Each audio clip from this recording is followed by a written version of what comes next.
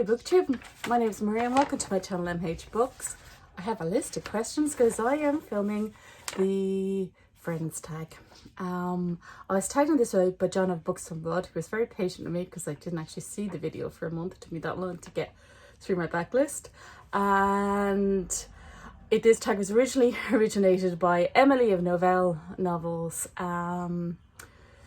who looks so much like her sister, and yeah, mannerisms and everything as well. That's not nice because I'm always been told I look like my sister too. Yeah, but you want to be your own individual. But yeah, this is the Friends tag, and for friendship. So Friends is spelt out. So the first prompt is F for Friends. So friendship, a book with strong friendship in it. Now, I am going to concentrate on horror books with this, by the way. I decided that it might be a good idea to remind myself I bought an awful lot of horror books over 2020, and I've yet to get to. And at the moment I'm reading a book price, I'm not getting to horror at all, because there's no horror in this book price. And this is a reminder, I have a lot to read, and to maybe read these, pick these up, some of these up soon if I haven't read them. I've read some of them. And yeah, if anybody wants to read a horror novel over the summer, I'll have to change my show notes, but I'll link my Goodreads link to also show the books I own that should be read. And please don't judge me, there's over 1,000. Okay, and I own them. They're not all horror, by the way. They're probably about 100, 200 horror there. Or speculative fiction, whichever way the categories that come on in under. Okay, 2 minutes in and I haven't started the prompts. The first prompt is F for friendship.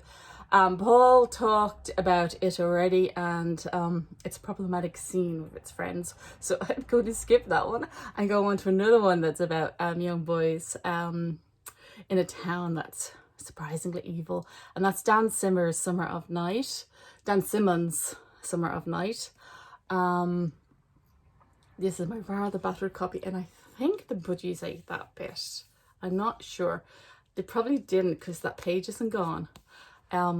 This was a second-hand copy when I got it, and I brought it camping with me, so it has traveled and it's gotten battered. It's just really hard to get this book. And for this one, this is what this book is summed up at the opening of chapter 10, okay? The attempt in Duane McBride's life was the topic of earnest discussion for half an hour or more. But after a while, the boys lost interest and went off to play ball. So that's a lot of the theme of this book. It's young kids during the summer. And Dan modelled a couple of his characters on himself and his younger brother as they're growing up as well. I presume they didn't have evil events like this happening in their town. The other one, I just did pick up 2 for friendship because it is a Friends tag. 14, Peter Klein's. This one is more about adult friendship. So it's about a young IT guy who goes to live in an apartment block. Apartment 14 is locked, and the apartment block seems a bit odd. There doesn't seem to be power supply to it and things like that. And the neighbours gang up together like Scooby-Dooby-Doos, and they become good friends, trying to investigate what's happening and what's wrong.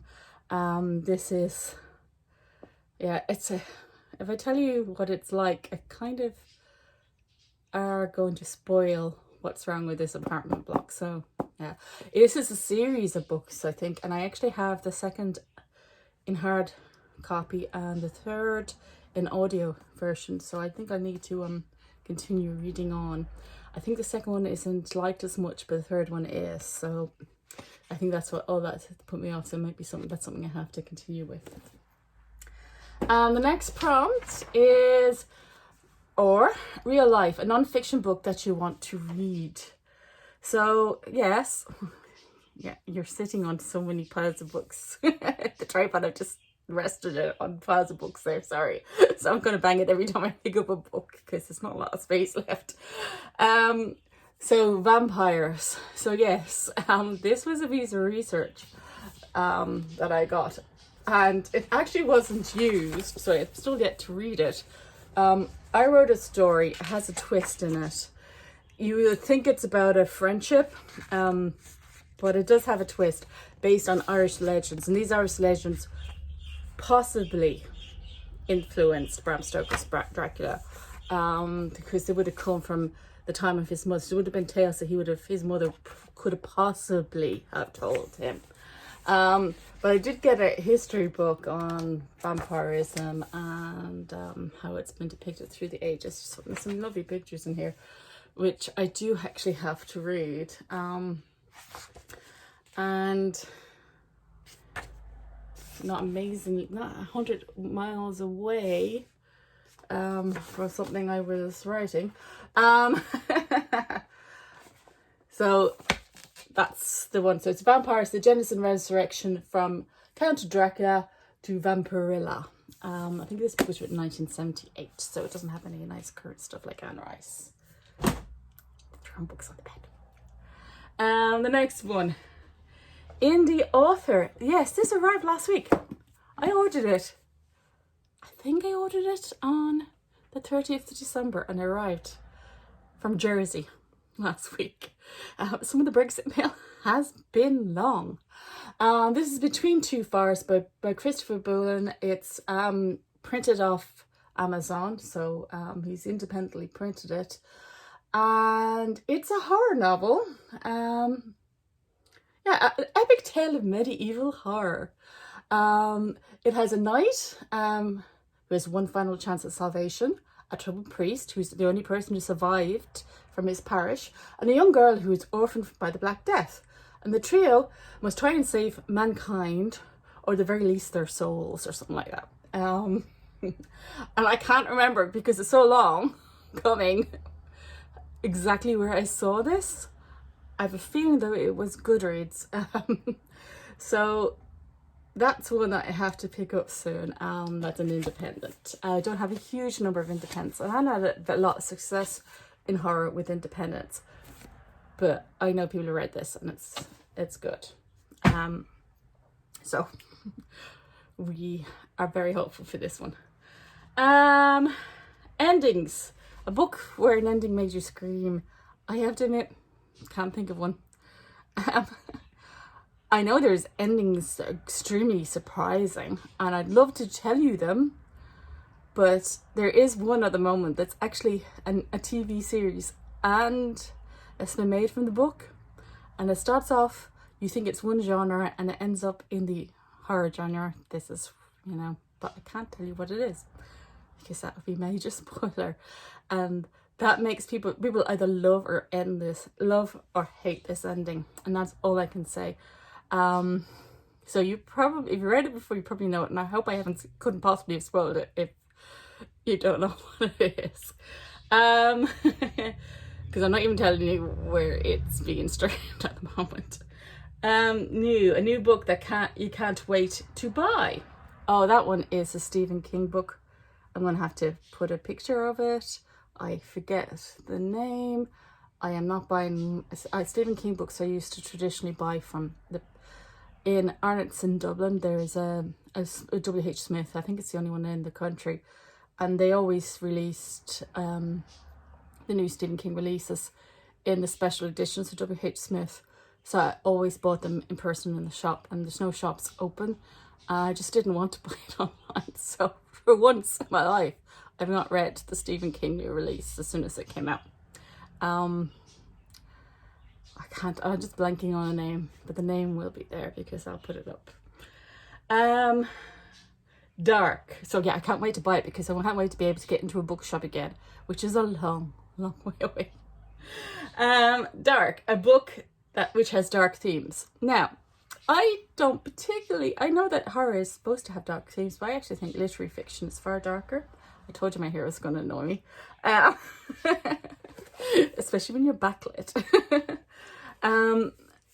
So I've picked one which I actually think it's classified as horror, but I actually think this is more towards literary. And this is why I think literary is darker than horror will ever be. Horror it's an evil house or something, it's not people, and it's a suspension of belief.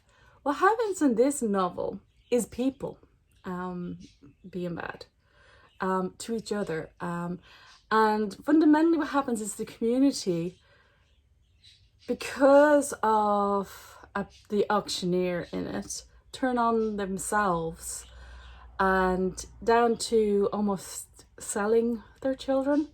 And there's no, as far as I can tell, there is no supernatural elements in this book. This is literally real life horror, what we could do in certain circumstances. So yes, that would be the Book of Dark Elements. Okay, share, which is obviously tag other people. I'm so late, I told you. I'm so late with this tag that I am not going to tag people. But if people want to do the tag, especially if you would like to limit it to something else that you read, I'd love to see this tag done with, I don't know, chick lit. I'd love to see the dark prompt for chick lit. I'm not sure what you do for fiction, but yeah, I'd love to see other people's tags on it. The bonus prompts, so yeah, consider yourself tagged if you want to do this, and say, and please go over to Emily of Novelle Novels channel. I've linked the video and just put it underneath her video too, because she originated it. And I've put a books behind me.